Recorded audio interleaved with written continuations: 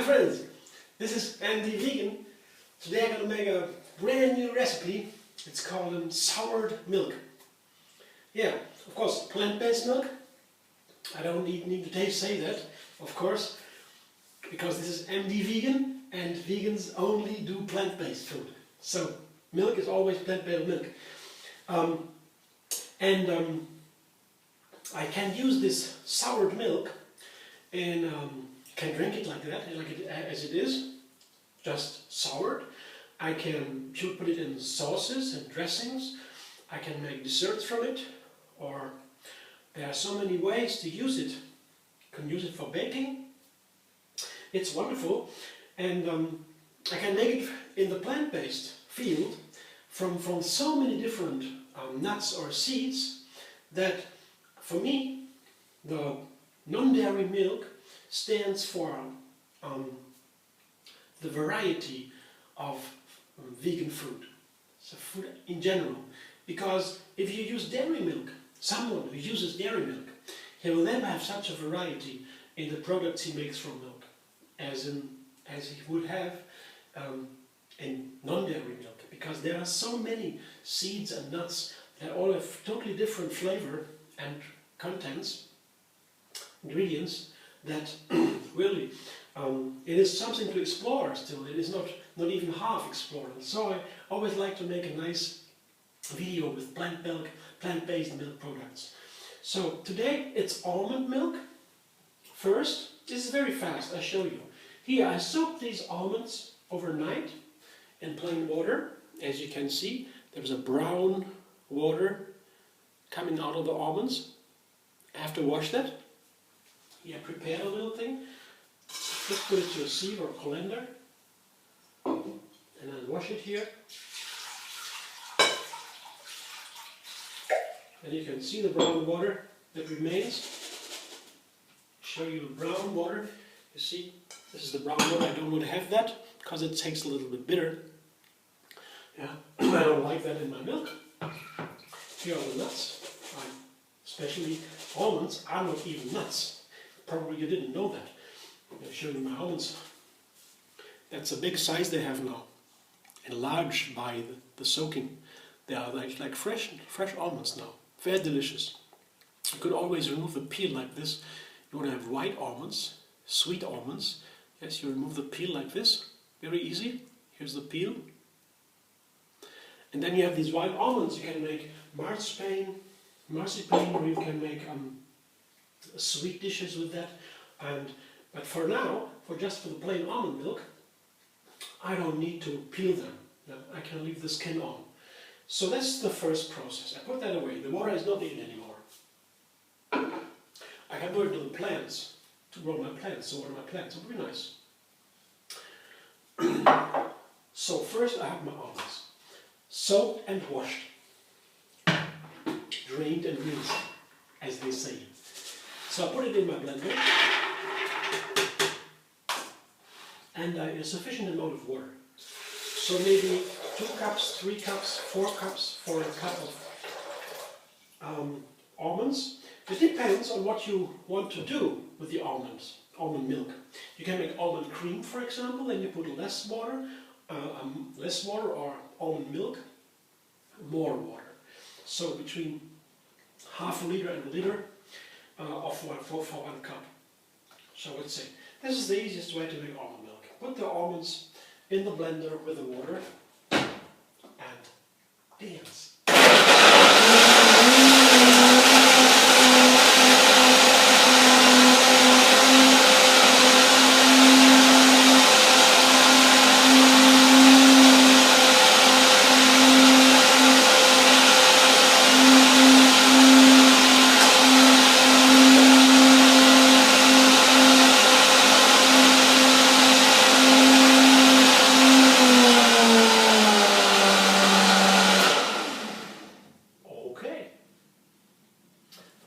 Here's my base for the almond milk.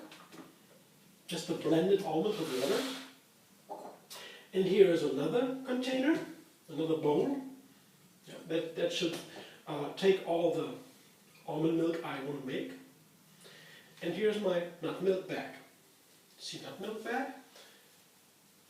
After I use it, I wash it and dry it like this. The seams are outside. Now I use it and I put it on the right side. So here I have something you can hold it with. And now I open it as large as I can. I turn around a little bit the upper side, so the milk will flow in and not out of the bag. So I just put it into the nutmilk bag. It's hanging over my bowl to save the almond milk. Because now what I have to do, I have to separate the milk from the flour. The remaining almonds, what remains from the almonds, which I don't want to drink, that will remain in the nutmilk bag, and it's called almond flour. The almond flour can be frozen in the freezer, in an airtight container, of course. And then it can be used for cookies, for bread, many different things. It's very nice produce, because there's almost no flavor remaining in the almond flour. It is all the same with all the nut and seed flours. You make it the same way. You don't need to do it if you make it a smoothie or so. If it doesn't matter, you just put the almonds, best if they were soaked before and washed and rinsed and drained, put it in the smoothie with the other ingredients, and you go. But if you want to have a drink, a milk or a cream to work with it, especially like desserts or so, then you want to have a nice smooth texture. Of course, we know this is a highly processed, not highly, but it's a little bit of processed food, so it's maybe not the best choice we can make for our foods at all, but it is still a wonderful, delicious and healthy food, the milk products. And of course they are more expensive than just to buy an apple or a banana or a salad or something like that, lettuce. But for my daily food, I only take a small amount of nuts and seeds and a large amount of vegetable and fruit.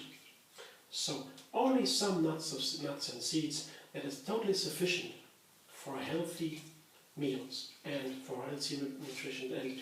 And